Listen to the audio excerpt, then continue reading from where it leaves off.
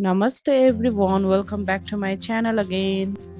चाहिँ म तपाईहरुलाई घरमै कसरी सजिलो र मिठो चिकनको अचार बनाउने भनेर देखाउन गइरहेकी छु। अब सुरु गरौँ है त हामीलाई के इन्ग्रेडिएन्ट चाहिन्छ यो अचार बनाउनको लागि भनेर।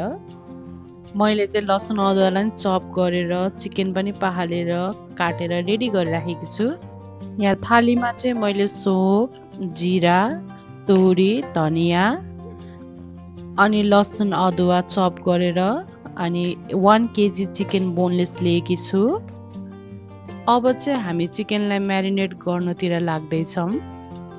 यसमा चाहिँ हामीले हल्का नुन र बेसार हालेर मिक्स गर्नेछौँ र मिक्स गरेर 30 मिनेटसम्म यसलाई यतिकै छोड्दिनु होला।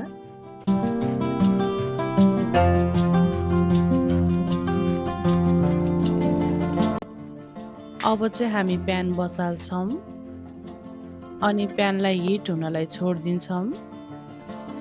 हल्का प्यान हिट हुन साथ हामीले अघि रेडी गरिराखेको सिडहरु चाहिँ सबै यसमा हाल्नु होला। अब चाहिँ हामी यसलाई एकछिन फ्राई गर्छौं।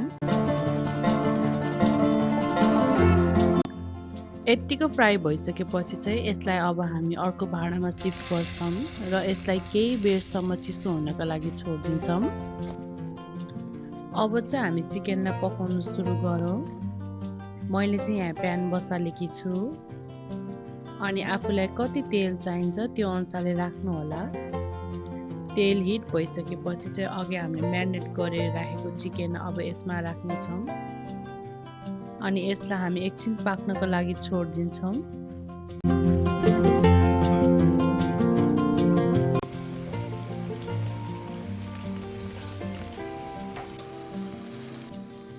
यो चिकनलाई चाहिँ हामीले धेरै बेरसम्म बनाउनु हुँदैन। ओभर कुक भयो भने फेरि धेरै ड्राई हुन्छ। त्यसैले चाहिँ म यसलाई फटाफट अर्को साइडतिर नि फर्काइदिइहाल्छु।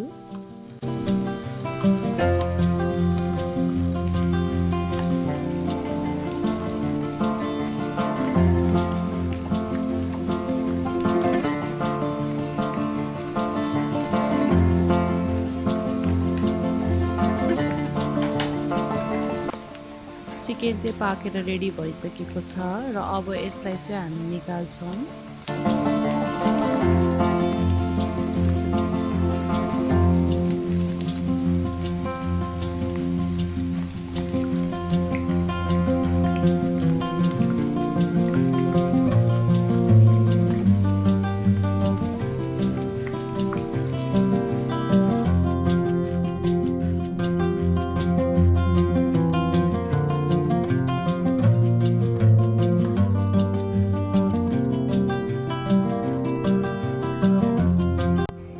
अघि चाहिँ हाम्रो पुरै चिकन अटेको थिएन र बाँकी रहेको चिकन चाहिँ म फेरि यसलाई अघि जस्तै गरेर फ्राई गर्नेछु।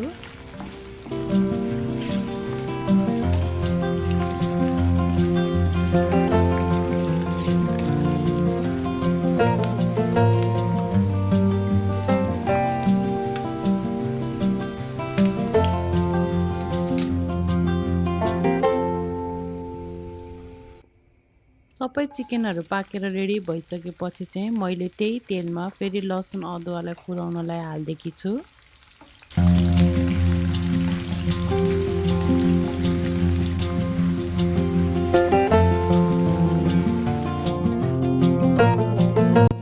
लसुन अदुवा नि कति मजाले फुरिसकेको छ र अब यसलाई हामी निकाल्छौं। अघि हामीले फ्राई गरेर राखेको सिडहरुलाई चाहिँ सबै म मिक्सरमा खनाउँछु र यसलाई ग्राइन्ड गर्नेछु।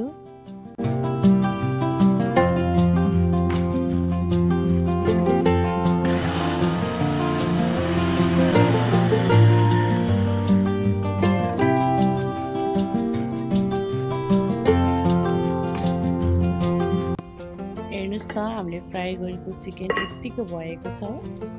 अब चाहिँ हामी स्टेप बाइ स्टेप सबै इन्ग्रेडिएन्टहरु यसमा राख्ने छौं। भर्खर ग्राइन्ड गरेर राखेको मसला, अब चाहिँ हामी यसमा साल्ट राख्ने छौं। अघि नै हामीले फ्राई गर्दाखेरि साल्ट लिइसकेको भएर चाहिँ यसमा हल्का मात्र साल्ट राख्ने हो। अनि चिली फ्लेक्स लिएकी छु पिरोको लागि र यो टिमुरको धुलो। यसमा भिनेगर पनि एड गर्नुपर्ने हुन्छ। अघि नै फ्राई गरेर राखेको लसुन र अदुवा पनि यसमा राख्छौँ। हल्का कलरको लागि चाहिँ मैले कश्मिरी खुर्सानी लिएकी छु र यसमा तोरीको तेल र यो माथि मैले बेसार हालेर यसलाई झानेकी हो। यसमा सबै चाहिने मर मसला सबै राखिसकेपछि चाहिँ अब यसलाई मजाले मिक्स गर्छु म। हेर्नु त कति राम्रो भएर आएको छ। हामीले चाहिँ घरमा धेरै पिरो खाँदैन, त्यसैले चाहिँ मैले खोर्सानीहरू अलिक कम राखेकी छु। यदि तपाईहरूलाई मनपर्छ भने चाहिँ खोर्सानीहरू अलि हालेर खानुहोला। चिकन अचार चाहिँ रेडी भइसकेको छ र अब चाहिँ हामी यसलाई एउटा खाली कन्टेनरमा सिफ्ट गर्छौँ। यसरी बनाएको चिकन अचार चाहिँ एकदम मिठो हुन्छ। यो अचार चाहिँ तपाईँले घरमा खानासँग स्न्याक्ससँग खान एकदम मिठो हुन्छ।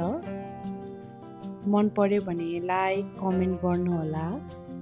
फेरि पनि आउने छु म अर्को नयाँ रेसिपी लिएर। इन्जोय।